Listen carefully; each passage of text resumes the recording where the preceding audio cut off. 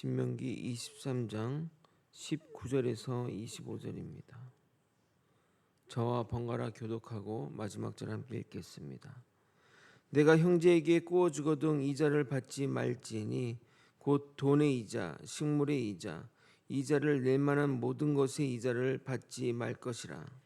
타국인에게 내가 꾸어주면 이자를 받아도 되거니와 내 형제에게 꾸어주거든 이자를 받지 말라.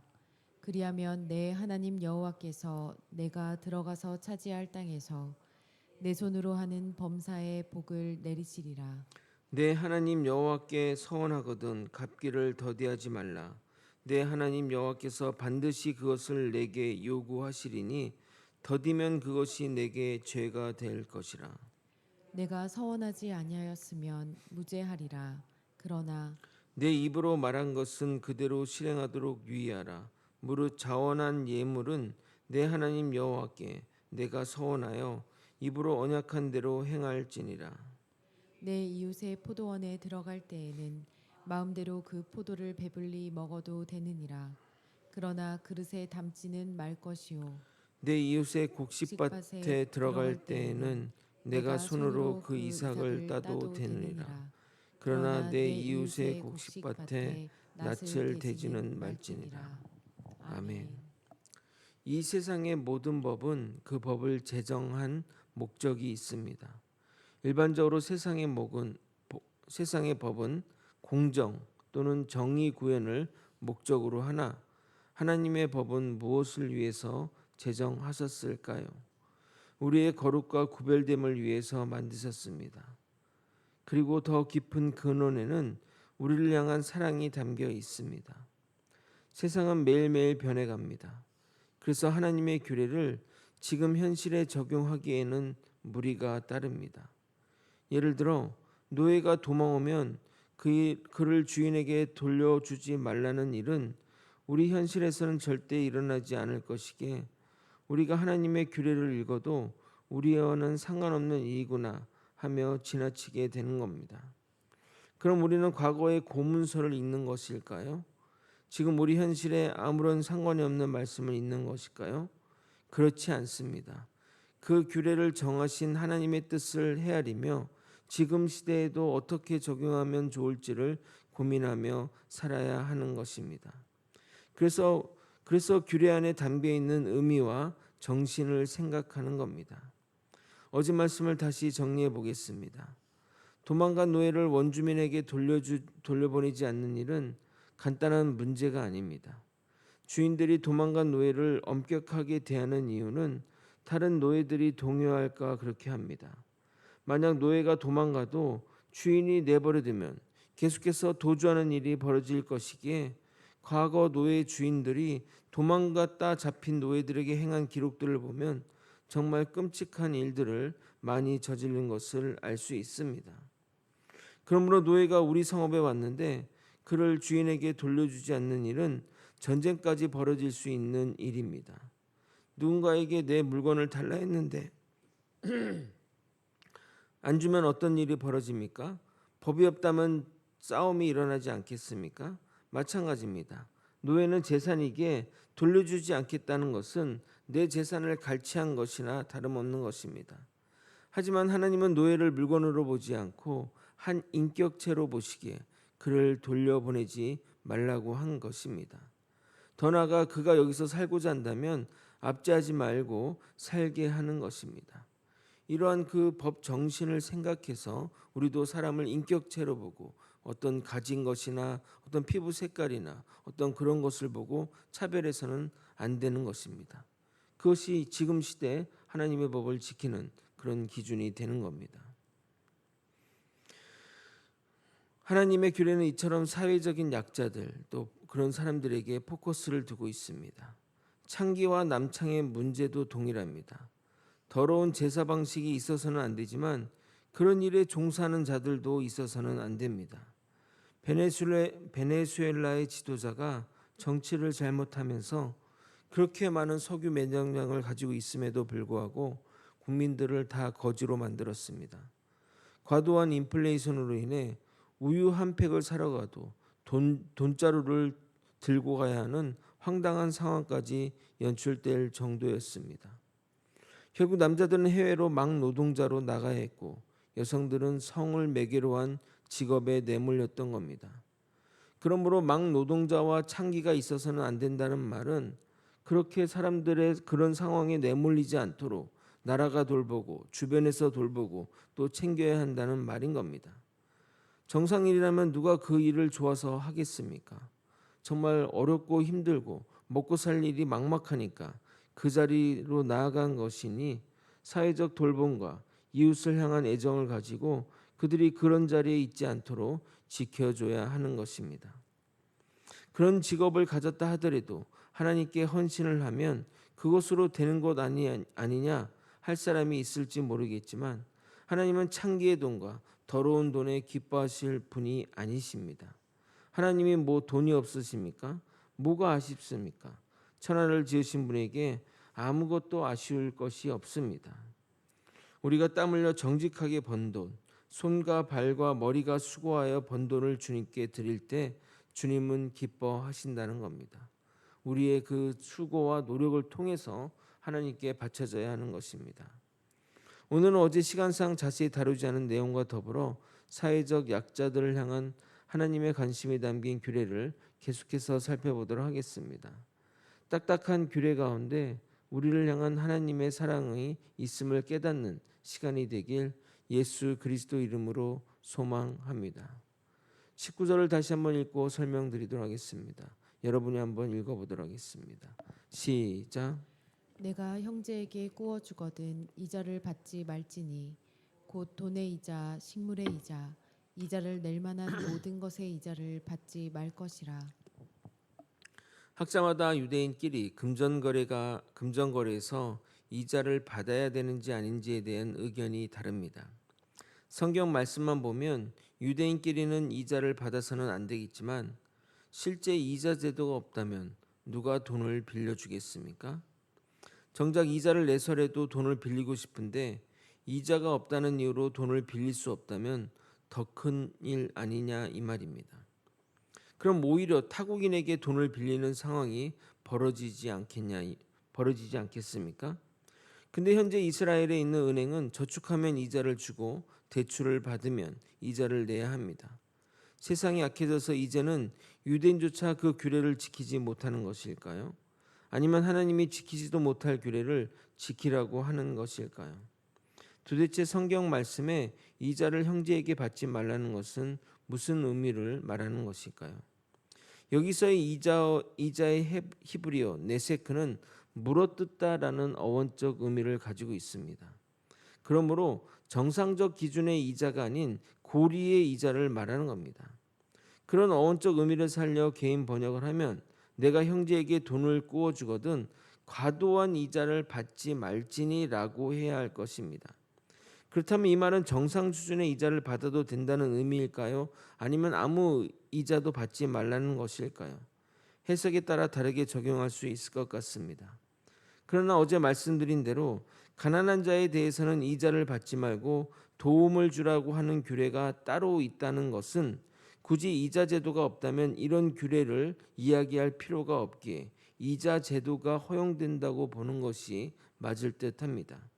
출애굽기 22장 25절입니다. 내가 만일 너와 함께한 내 백성 중에서 가난한 자에게 돈을 꾸어 주면 너는 그에게 채권자 같이 하지 말며 이자를 받지 말 것이며.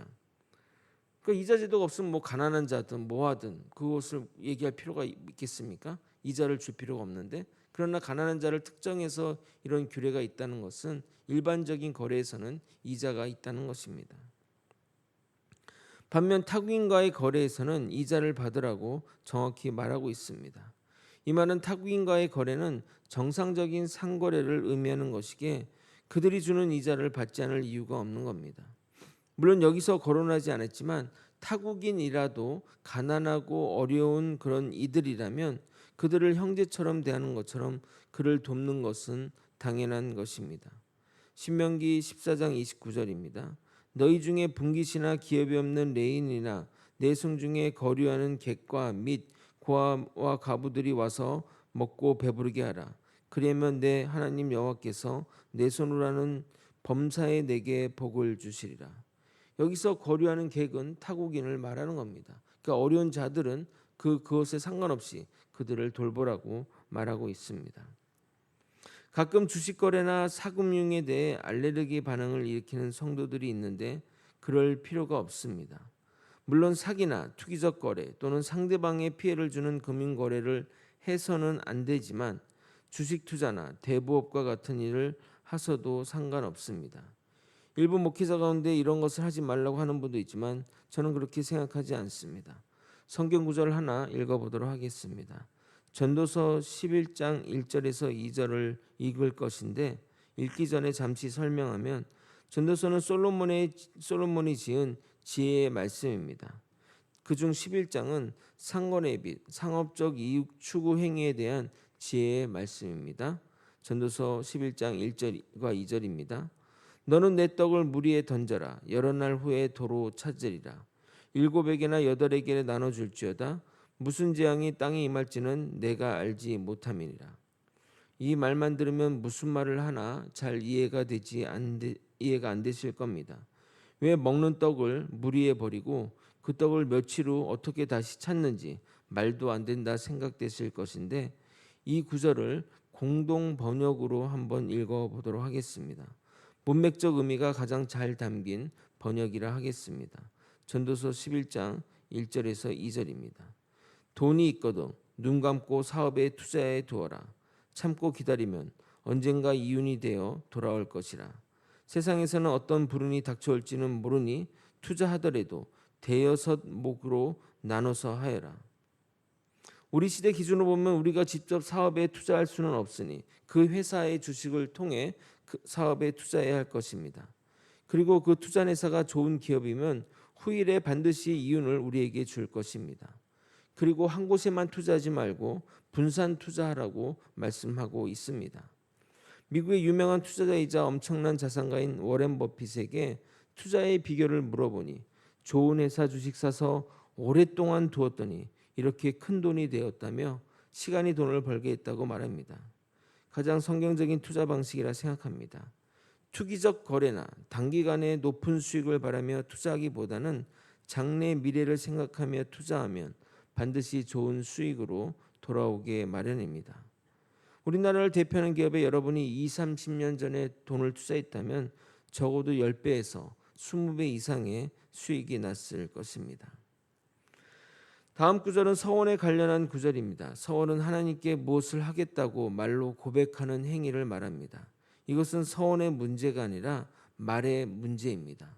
서원은 강제 사항이 아닙니다. 서원을 하지 않는다고 해서 죄가 되거나 주의 백성으로서의 의무를 소홀히 하는 것은 아닙니다. 그러나 입술로 서원하겠다고 말했다면 그 말을 지키라는 겁니다. 왜냐하면 하나님은 우리의 말을 들으시기 때문입니다. 그래서 그 입을 강조하며 말씀하시는 겁니다. 22절, 23절을 여러분이 한번 읽어보도록 하겠습니다. 시작. 내가 서원하지 아니하였으면 무죄하리라. 그러나 내 입으로 말한 것은 그대로 실행하도록 유의하라.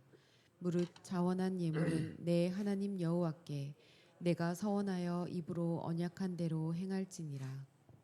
우리는 민수기에 있는 가데스 바데아 사건을 잘 아실 겁니다. 그들은 10명의 정탐꾼의 말을 듣고 하나님께 원망하며 이렇게 말했습니다. 가나안 땅에 들어가느니 애굽에서 죽거나 광야에서 죽었으면 좋겠다고 말했습니다. 결국 어떻게 되었습니까? 20세 이상 모든 성인은 광야에서 죽고 가나안 땅에 들어가지 못했습니다. 우리가 하는 말, 그것도 주님을 향해 확실히 지키겠다고 하는 말은 하나님이 들으시니 우리는 반드시 그것을 지켜야 하는 겁니다. 그러므로 순간적인 기분으로 하겠다고 해서는 안 되는 겁니다. 민수기 말씀을 한번 읽어보도록 하겠습니다. 민수기 14장 27절에서 30절입니다. 나를 원망하는 이 악한 회중에게 내가 어느 때까지 참으랴. 이스라엘 자손이 나를 향하여 원망하는 바 그 원망하는 말을 내가 들었노라. 그들에게 이르기를 여호와의 말씀에 내 삶을 두고 맹세하노라. 너희 말이 내 귀에 들린 대로 내가 너희에게 행하리니 너희 시체가 이 광야에서 엎드려질 것이라. 너희 중에 20세 이상으로 계수된 자 곧 나를 원망한 자 전부가 여분네 아들 갈렙과 눈의 아들 여호수아 외에는 내가 맹세하여 너에게 살게 하리라 한 땅에 결단코 들어가지 못하리라. 마지막 24절과 25절도 가난한 이들 또는 사회적 약자를 위한 규례를 하겠습니다. 24절, 25절도 한 번 더 여러분이 읽어보도록 하겠습니다. 시작. 내 이웃의 포도원에 들어갈 때에는 마음대로 그 포도를 배불리 먹어도 되느니라. 그러나 그릇에 담지는 말 것이요. 내 이웃의 곡식밭에 들어갈 때에는 내가 손으로 그 이삭을 따도 되느니라. 그러나 내 이웃의 곡식밭에 낫을 대지는 말지니라. 이 규례는 일용할 양식이 없는 이들을 향한 하나님의 사랑의 규례입니다. 그런데 가끔 이 선을 넘는 자들이 있습니다. 일용할 양식만 취하면 되지 그릇에 담아가거나 낯을 들어 곡식밭에 손을 대는 행위를 해서는 안 되는 겁니다. 그러면 열심히 수고한 농부는 무엇이 되겠습니까? 누가 농사를 하며 누가 소를 키우겠습니까? 양심은 있어야 하는 겁니다. 과거 사역하던 교회에서 밥퍼 공동체와 함께 일주일에 한 번 영등포역에 나가 노숙자들에게 밥을 제공하며 봉사했던 적이 있습니다. 그러면 가끔은 멀쩡해 보이는 사람들이 와서 밥을 먹는 겁니다. 뭐 공짜인데 어때? 하는 마음으로 오셨겠지만 본인이 먹으면 다른 이가 못 먹는 것을 왜 모른답니까? 그러면 헌금이라도 하던가 아니면 뒷정리라도 같이 해야 하는데 무슨 생각으로 와서 먹고 그냥 가는지 모를 때가 있습니다. 살다 보면 참 염치 없는 인간들을 정말 많이 봅니다. 우리 모두 염치 있게 살았으면 좋겠습니다. 아멘. 말씀을 정리하겠습니다. 하나님의 규례는 우리를 향한 사랑이 기본적으로 깔려 있습니다. 특히 사회적 약자나 어려운 이들에 대한 주님의 사랑을 느낄 수가 있습니다. 딱딱한 규례 가운데 주님의 사랑을 발견하는 재미가 그 규례를 공부하는 우리의 마음을 따뜻하게 합니다. 더욱 주님을 알고 주님의 사랑 안에 거하며 우리도 주님의 마음을 품고 사회적 약자들의 관심을 가지는 저와 여러분이 되시길 예수 그리스도 이름으로 축원드립니다. 아멘. 기도하시겠습니다. 하나님 아버지, 하나님이 그 약자들을 향한 그 사랑을 깨달으며 우리 또한 그 주님의 마음을 품고 그 자리로 나아갈 수 있도록 이끌어 주시옵소서. 말씀 따라 순종하며 하나님의 마음을 품고 매일매일 주님을 묵상하며 하나님과 동행하는 삶을 살아갈 수 있도록 이끌어 주시옵소서. 이 모든 것 우리 주 되신 예수 그리스도 이름으로 기도드리옵나이다. 아멘.